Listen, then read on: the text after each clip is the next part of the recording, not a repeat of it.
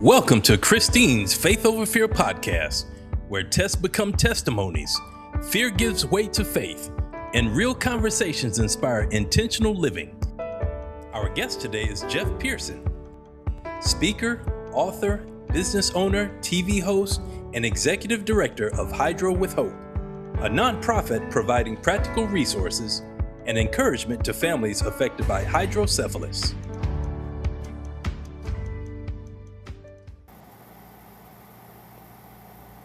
Well, good evening, everyone.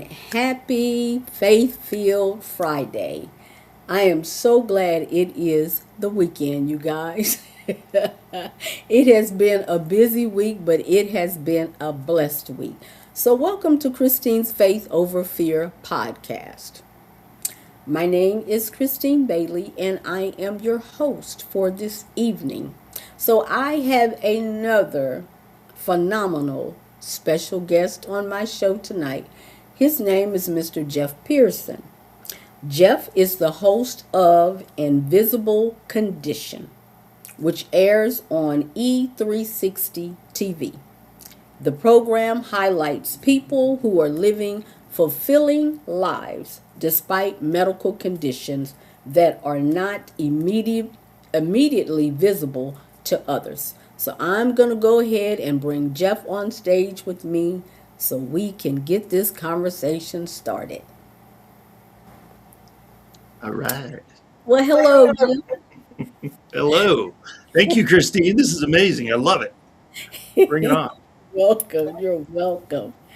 So let me ask you this. Yeah.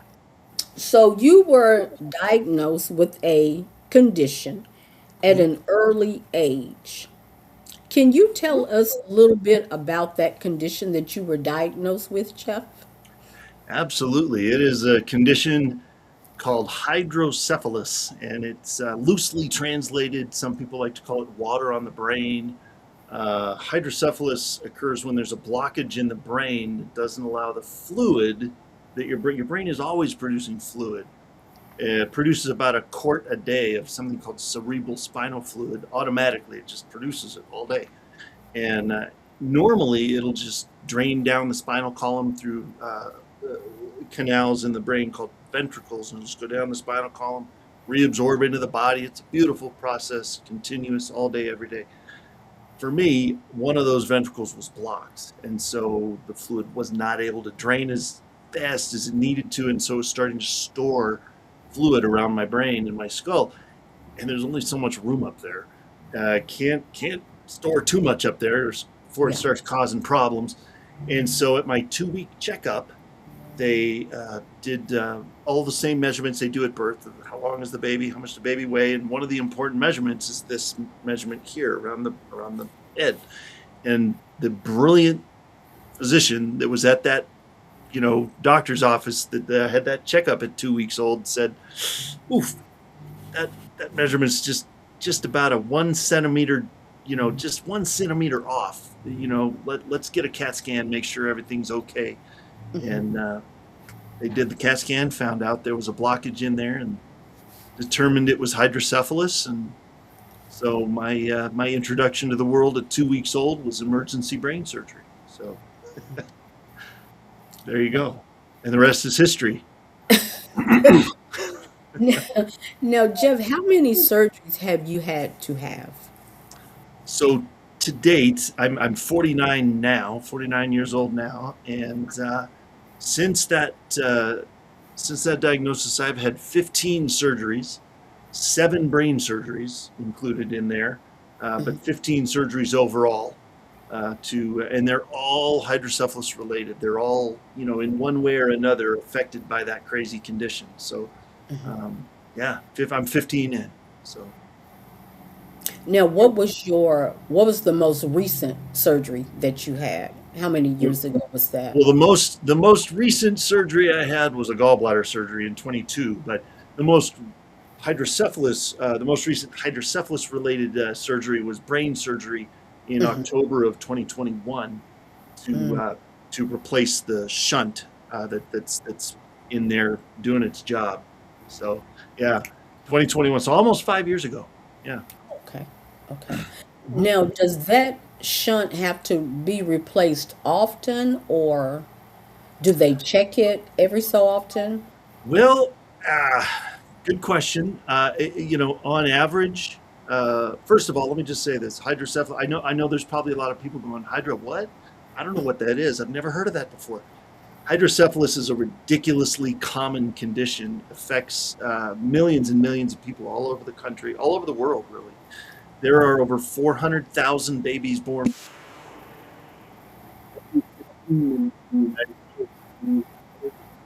somewhere in the U.S. to have one of these shunts worked on every 15 minutes. So, Mhm. and on average, this is kind of my roundabout answer to your question. On average, people are having brain surgery to replace these shunts every 2 to 3 years. So I have escaped that average, thank God. Yeah. In 49 years, I've had 7 brain surgeries. If I were keeping up with the averages, I probably would have had 3 times that many. So, so I'm very thankful that I'm not keeping up with that. Seven Yeah. is okay. Seven's good. Yeah. So Yeah. I'm good with that. Now, Jeff, what inspired you to create Invisible Condition? I don't believe there's no such thing as an accidental introduction in my mind. God knows what he's doing, and he connects people where he sees fit to Mhm. accomplish his mission.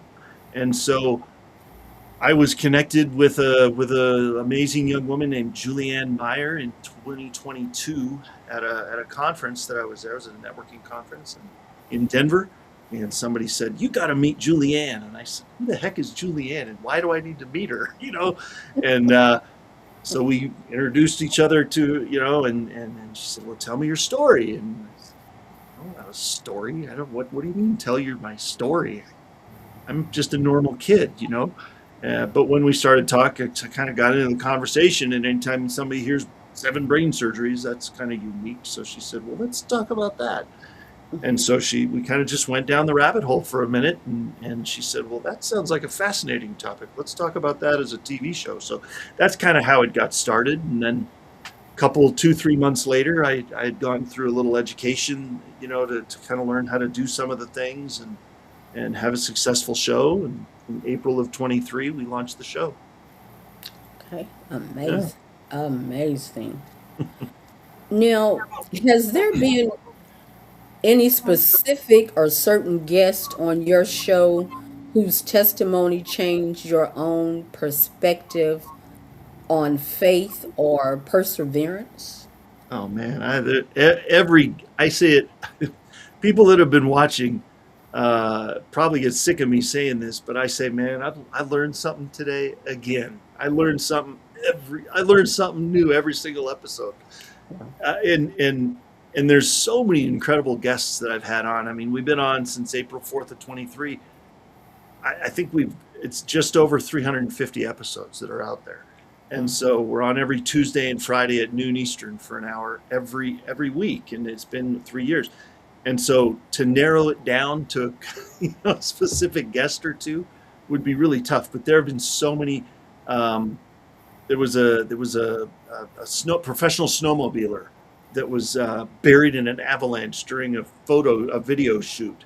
That was a guest on my show, and he suffered traumatic brain injuries and had to learn how to walk and talk and eat and operate in life all over again. He had just so many broken bones, and he was just in rough shape. But after his recovery, he's a world-class speaker. He's a best-selling author. He's out there changing the world, kicking butt and taking names. There's people that have created apps to make people's lives easier. With medical conditions. There's people that have created entire nonprofits around the condition they live with to help others so that they don't have to go through the same thing, that they had to suffer through to get answers. There's just been so many life changing episodes that and I think the proof is in the pudding. Our audience has grown so much. It's grown every single month we've been on the air.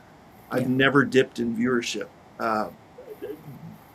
God willing, I never do. It's just we've grown so much, and so the guests are amazing. I'm sorry I can't narrow one down, but Oh, there's that's okay. come check it out, and you'll find your favorite episode too. Yeah.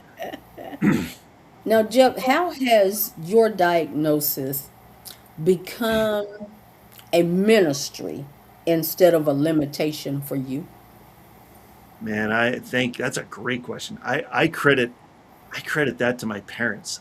It has become a ministry, and I credit that to my parents. When I was a kid, I like I said, I didn't think I had a story. I just figured everybody had surgery, like, a dozen times by the time they were out of elementary school. Um, but that was because when I was a kid, I don't even remember the whole conversation, but I remember them. I remember the mentality being instilled in me that, Jeff, you're normal. You're a normal kid. Go play. Go scrape your knees, break your arm, whatever. Go skateboard. Go you ride your bike. You're just a kid. Go be a kid. Mhm. They could have gone a very different route and said, you're sick. You have a thing in your head. We want to protect you at all costs. And here's your bubble. Climb in, and Yes. um, here's your helmet for everywhere we go. I mean, they made me feel so normal, and it was just, go do your thing. And so, yeah, that's growing up. I broke my arm skateboarding one day. I've been snowboarding since I was 16 years old. There's I have no limitations because they set me up to believe that. So, that's, I don't know. That's my answer. I'm not sure if I answered your question, but that's what I think of when you ask that question. That's where my brain goes, is to Mhm. my parents setting me up like that. So. Now, how has hosting the show strengthened your own faith, Jeff? Oh man. It has strengthened my faith in that it's it's strengthened my hope.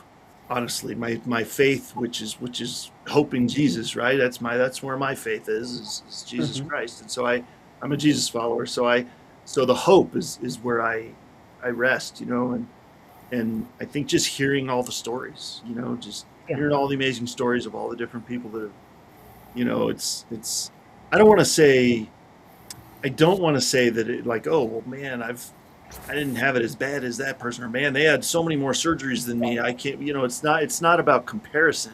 Right. It's about learning about all these amazing people from around the world. I've had guests from every continent on the planet, and Hmm. they're all the common thread is that they didn't let their condition define them, and they didn't let their condition stop them from doing something awesome. Yeah. So that's that's the thing. So, Yeah. yeah. What does living with purpose look like for you each day? Oof. Man, that's a good question too. Um, living with purpose. I think that's a very intentional thing to do. You've got to be intentional to be able to live with Yeah. purpose, to live on purpose, right? To live the purpose that God's got you here. You can't drift through life and be living a life of purpose. You've got to be on purpose. And so I think I think that would be the main thing I would say is, just you can't just drift, you know.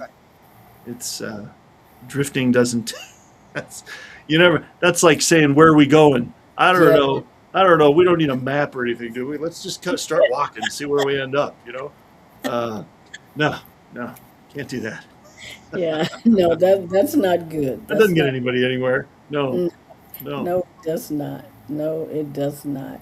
Oh Now, are there any misconceptions about invisible illnesses that you would like to change?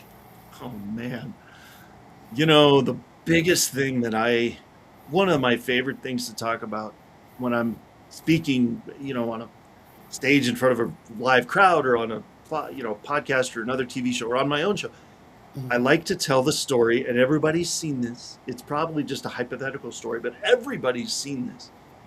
And this is the misconception that's out there: is you see the car pull into the car parking spot at the post office, the grocery store, wherever, and they pull in the handicap spot, and they've got the plates, they've got the placard, whatever they, you're expecting somebody to get out that's in a wheelchair. You're getting, right? Come on, let's be real, everybody. Let's be honest with ourselves and know that this is our misconception. This is our assumption, right? Somebody that has a condition is going to be hunched over or in a wheelchair or needing assistance all the time, on crutches. So you're at the store, you see the person pull into the spot, some man or woman or something jumps out of the car, kind of walks in with purpose, walks into the store, comes out with their bags, puts them in the car, drives away, and you think to yourself, let's be real here, let's be honest with each other. You think to yourselves, they stole grandma's car with the handicap plates just so they could park closer. That jerk. Yeah. Right? They're like, that's the first thing that pops into some people's minds, right? What they don't think about is maybe that person that looked perfectly normal, had to take a 2-hour nap and an extra dose of their medication that morning so that they could go to that store, get what they needed for that half hour, and then go home and they pass out on the couch for the rest of the day. That might be the only thing they do all day. Right. But you don't see all that. You just see the few minutes that you see them at the store, and they automatically form a judgment there. And I'm not saying everybody does that. I'm just saying it's an automatic thing, though, right? Yeah. That's what I like to think about and think, well, and I had that misconception. I mean, honestly, from my first surgery at 2 weeks old all the way through 36 years old, I bounced back like a rubber band from every surgery, man. And then it wasn't until about 2013 where things started to really have a lasting impact on my health with these surgeries. And so I'm guilty of it too. I would think, well, man, how come they can't get around? Or, but then I started to experience some of those symptoms too. I'm like, oh no, whoops, my bad, I get it now, so yeah, sometimes it takes that rude kick in the butt from life to give you some of that life experience that humbles you a little bit, so yeah. What would you say, how can people become better advocates for those living with invisible challenges? Oh man, first of all, talk to some people with some invisible challenges. Don't be afraid of them. Yeah. You see somebody in a wheelchair, you see somebody walking around with crutches, that are having trouble, don't. Man, I just had somebody on my new show who is a Paralympic silver medalist, and he has a prosthetic leg. And one of his stories that he tells is he was in an airport and he had his leg kind of up, like crossed, over his other leg, and he had his pant leg pulled up so you could see the prosthetic leg. And some kids, family saw him, and the kids started asking questions, and they were like, "Mom, what's going on over there?" And instead of saying, "Oh, what's going on?" Instead of whispering, they just went up to him and said, "Hey, what's going on here? Tell me about this. I've never met anybody with a prosthetic leg. How did that happen? Was it this? Was it that? Tell me a story." And that's the biggest thing. You want to get rid of fear. You want to get rid of misconceptions. You want to get rid of, people treating each other poorly. Don't be afraid to have the conversations. Don't be afraid to have the hard conversations. That would have been that's a kind of an awkward conversation sometimes.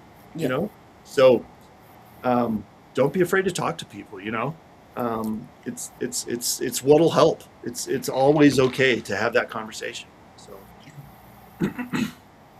Now, Jeff, how do you encourage someone who feels unseen because of their struggle with unseen conditions, invisible conditions? Oh man, I think the first thing I would say is I see you, because I get it.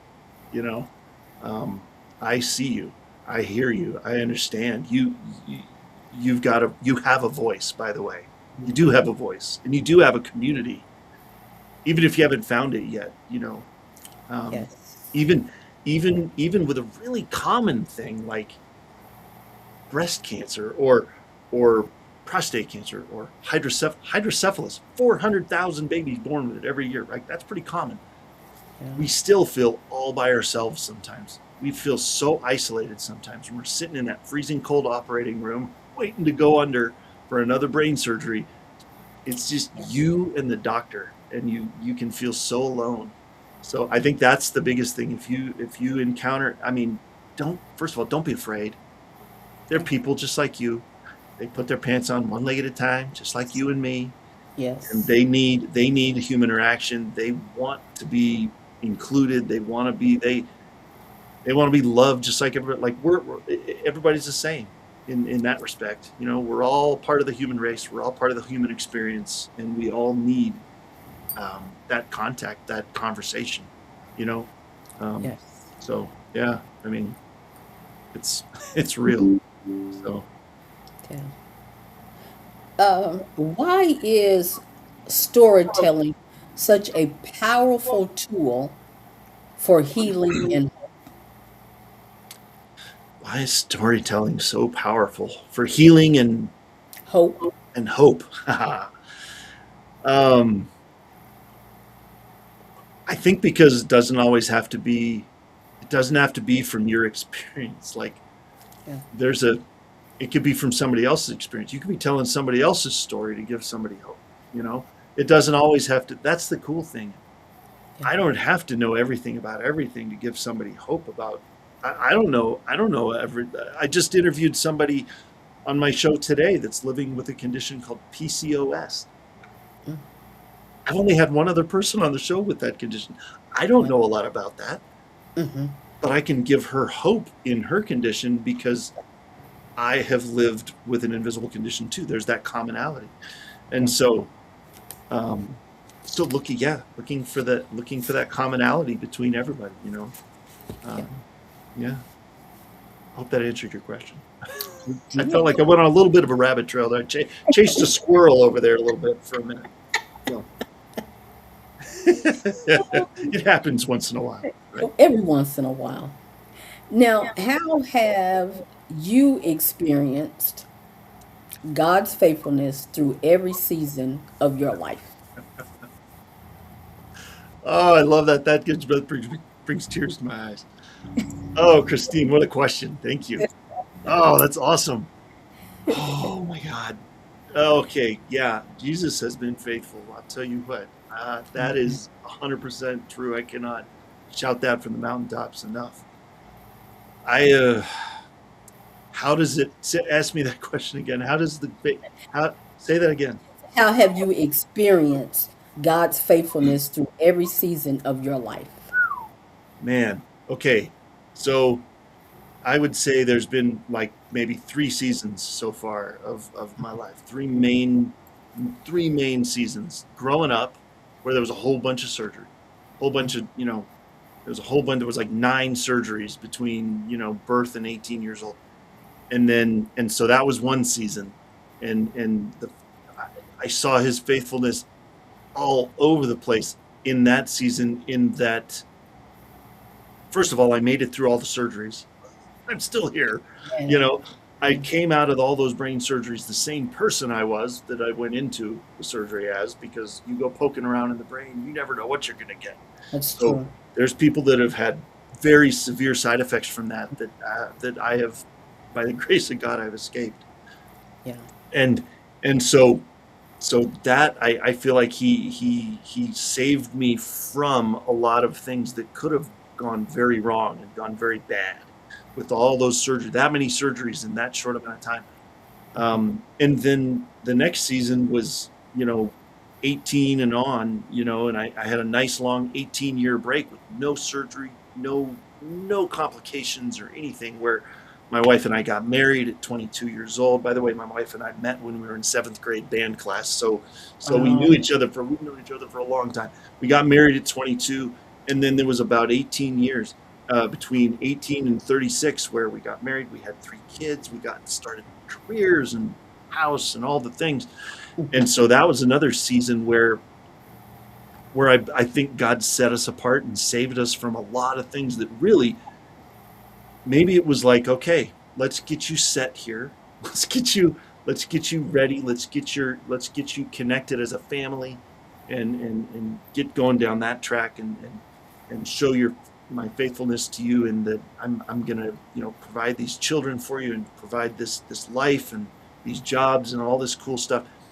And then the third phase, I think, which we're still in, I suppose, is from about 36 on, and I'm 49 now, so about 13 years where it was a little hairy for a while, but the faithfulness never left. I mean, he saw me through emergency brain surgeries. He saw me through emergency abdominal surgeries. He saw me through wicked, crazy side effects like nonstop migraines for a whole year after one of the surgeries.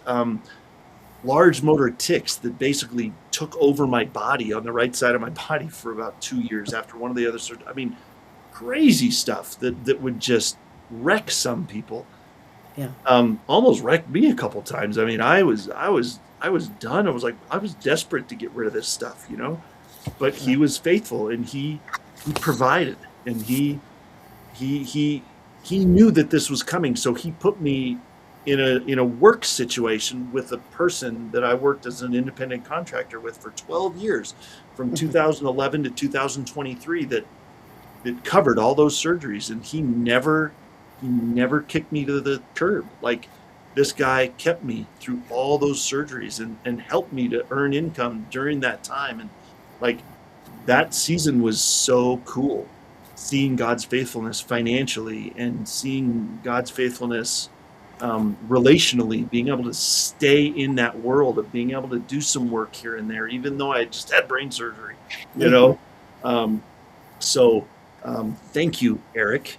Eric Rupp is the gentleman that I was working with all those years as a contractor, and he has a company out there that's a investigations and security company, and it was a dream gig for me. I absolutely loved working with him, and he stuck with me and my family through all of that. So if you happen to be watching, or anybody that knows Eric in Colorado Springs, he's an amazing human being, and his family is incredible, and I love them dearly, and I'm so thankful that that's where God led me for work, because that was another very, very, faithfulness was everywhere during that time. So I think those are the three main. I mean, it's not over yet. I'm only 49, so it's not over yet. I'm sure there's more coming, but that's what came to mind. So yeah. Amazing. Well, before we take a quick commercial break, I would just like to go to some of the comments that we have for tonight here. Yeah. Let's see. We have from Muthu. He says, God bless you, Christine Bailey and Jeff Pearson. Thank you so much, sir. And my sister-in-law, Gloria Phillips, good evening. Hey, sis. And then we have Words of Wellness. Hello. Thank you for your willingness to share your story. Absolutely. Man. Muthu says, Jeff, truly wonderful testimonies. God is always at work in your life. Amen to that. And then from Jonathan Kimbrough says, Happy Friday. You guys, we are going to take a quick commercial break, and we will be right back. Don't go nowhere. Grab your popcorn and your Coca-Cola. We'll be right back. When God is truly first, everything finds its proper place. Discover alignment, peace, purpose, and strength in God alone with Christine Bailey's inspiring book, God is More Than Enough. Experience the transforming power of prayer. When you kneel before God, you can stand before anything, because prayer doesn't always change the situation first. Prayer changes the person inside the situation. It's time to choose faith and release fear. Strengthen your spirit, renew your mind, and walk in greater peace with the Faith Over Fear 30-day devotional collection. 4 powerful books. 1 transformational journey of faith, written by Christine Bailey to help you pray boldly, trust God completely, and live courageously. Begin your journey today with Christine Bailey's inspirational book collection. All right, we're back. We're back. So, Jeff, let me ask you this. If someone remembers only one thing about Jeff Pearson, what do you hope it is?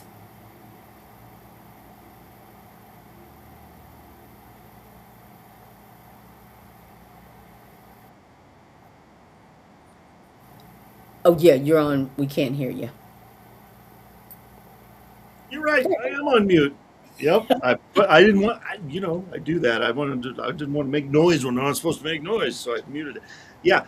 Ask me the question again. I'm sorry, Christine. Okay. If someone remembers only one thing about Jeff Pearson, what do you hope it is? Man, I hope they remember that first and foremost, I'm a child of God. I'm a husband. I'm a dad. And then everything else is only because God's allowed me to do it. Man. Running a nonprofit, speaking on stages all over the world, hosting a TV show, being an author, running a nonprofit, being I mean, all the things, the travel, the fun, the things we've been able to do, the crazy we've been to experiencing, all of it is only because God is faithful first. So, um, and the one thing that I've realized is life doesn't have to be perfect to be awesome. It's like it doesn't have to be perfect to be amazing. It can be you can experience awesome in the midst of crazy. It's possible. Um, I'm living proof. Ask my wife anytime, man. We laugh and laugh and laugh every day, no matter what we're going through, because you gotta laugh. And Yes. so, yeah, I think that would be it. Okay. Tell us a little bit about your nonprofit organization. Great. Yeah. Thank you. Our nonprofit is called Hydro with Hope. And I wanted to spare everybody from having to spell and say that long word every time. So, hydrocephalus, hydro is short for hydrocephalus, but Hydro with Hope. And so we are a 501c3 nonprofit, and our main goal, there are so many nonprofits out there that focus on so many conditions. There's several out there that are wonderful, doing amazing things to focus on hydrocephalus and families dealing with that condition. I'm the boots on the ground guy. There's organizations out there that are focused on let's develop a better medical device to help people so they don't have to have surgery so often, or let's tweak the surgical experience this way, or let's recovery. No, that's not me. I'm not that technical. I'm the guy that wants to be boots on the ground, that hugs the neck of the family that's going through it, and spends time with them in the waiting room in the hospital, and gets them a copy of our journal so that they can have a record of everything that happened in that hospital visit and that surgical experience and everything, so that when they go to the follow-up, they're not caught with nothing to say. They don't have to rely on their memory to remember the questions they wanted to ask the doctor. So all the things that I wish I would have had during all those surgeries is what our goal is to help provide that practical boots on the ground stuff for families. And so the journal is one of them. Honestly, just I love just talking to families. If people need help, shoot me an email. Our email will be in the links and everything. I mean, Jeff at hydrowithhope.com. I mean, shoot me an email, and we can. I'm happy to get on a Zoom call if you're struggling, man. If you've lost hope over a situation, that's hope is a big deal for me, and so Yeah. that's why we named it that. And so that's kind of what we're here for. We like to speak for organizations, to tell our story, and tell my wife's story. She's an amazing speaker in her own right. Hmm.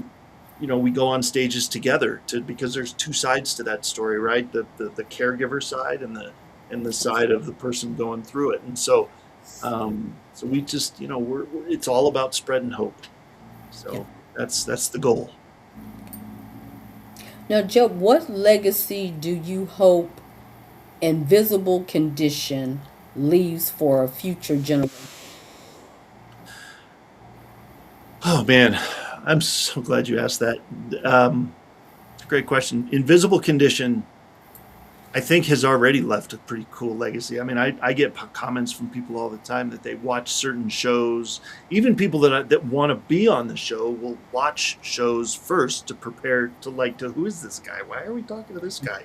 What experience does he have?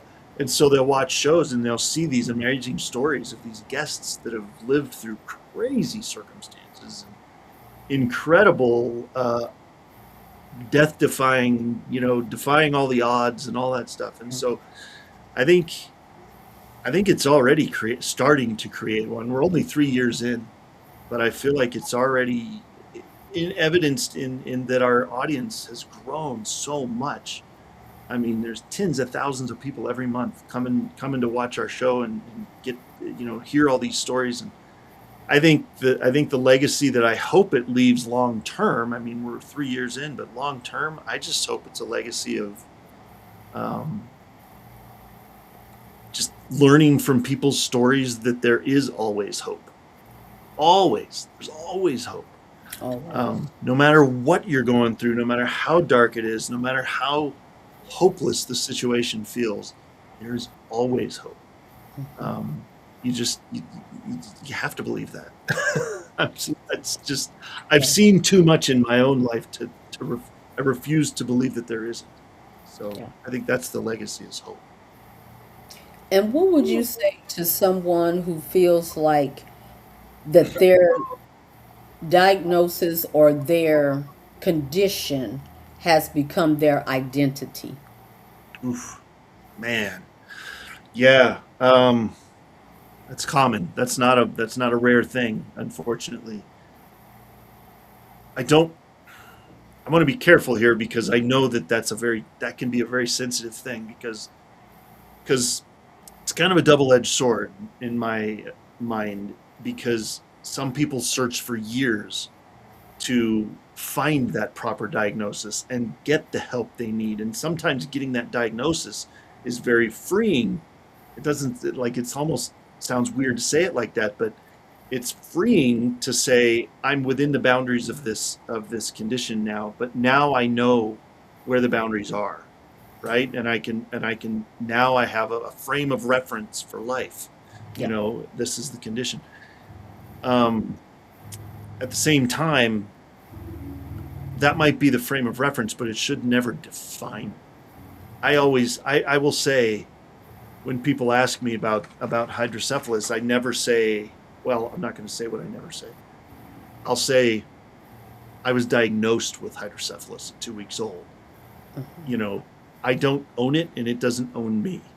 I was diagnosed with this condition and I've been treated very, very effectively by many, many doctors and surgeons and anesthesiologists and nurses over the years, and I'm very thankful for that. I was diagnosed with hydrocephalus. I do not identify as a sick person.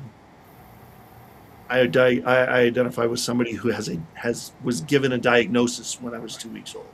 Yeah. So, because you don't have to. Honestly, I think it's healthy for when you're first learning the diagnosis, especially if it takes you a few years. Sometimes it takes a few years to get that diagnosis right with some conditions, right? Some people struggle along for a long time before they get that, and then it's like a godsend when they get the diagnosis. It's like, finally, we know what we're dealing with, Yeah. But then you got to make sure that your identity isn't in that condition. Your identity is, well, in Jesus, honestly, but your diagnosis is in here, not in the diagnosis. What dreams or projects are you still believing God for? I am so excited you asked me that. There is one that I am very excited about because of some things that have happened over the last couple of years with a co-host that I now have on the show a couple times a month. I am not planning on any more brain surgeries, God willing. I mean, he's in charge. If he thinks I need to go through another one, I'll go through another one. I know he'll carry me through it. But as far as I can tell, all roads point to 7 being the end of the journey for brain surgery for Jeff. So I came to that realization and said, you know what? I'm going to launch a new show. And so I have a new show coming out in the next month or two called 6 Degrees of Impact. And I'm really excited about that show because it's still about hope. It's still about human connection. It's just more in the kind of in that business world, right? The 6 degrees of separation type concept. And so I'm really excited to see where that show goes, and see where, where stories of hope come from that. We also have a community that we've created. The initials are ICU because I wanted to kind of relate to that medical world, and then also kind of I see you, right? Because you're not invisible. Hello. And so invisible condition, I had it named a different thing. We're still coming up with a word for you, but I think it's going to be invisible condition you, YOU, like it's all about you as the person, right? And I wanted, and so it's an online community that I created because I felt like once you leave the hospital, it's like they almost forget your name, and it's hard to go back there for answers because the patients are just going through, right? And it's like, okay, you're done, you're out, go recover. And if you have questions, you got to find them on your own. And that's experience we had with all those surgeries. And so we thought, well, we got to create a place where people can come to get those answers. And so that's what we're crafting ICU to be, is a place where people can come and come as you are, no judgment, no, we're just here to talk, let's figure it out. You're experiencing this. Who else has experienced it? What did you do to help it?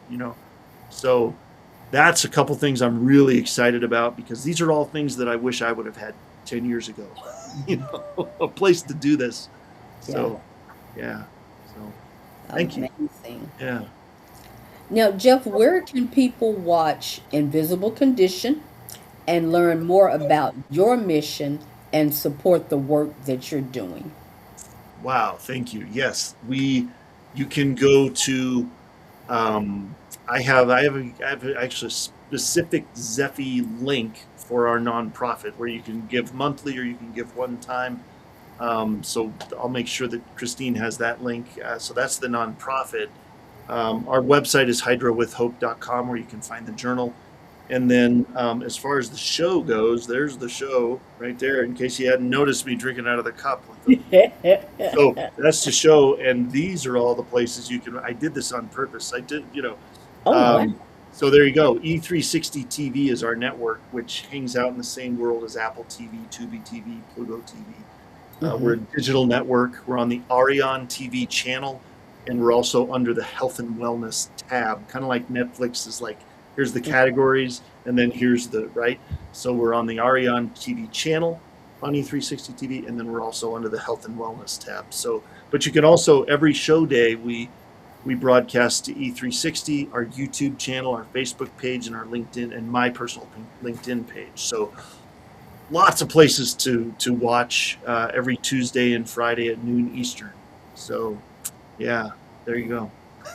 Thank you for that opportunity to get that out there. I appreciate it. You're welcome.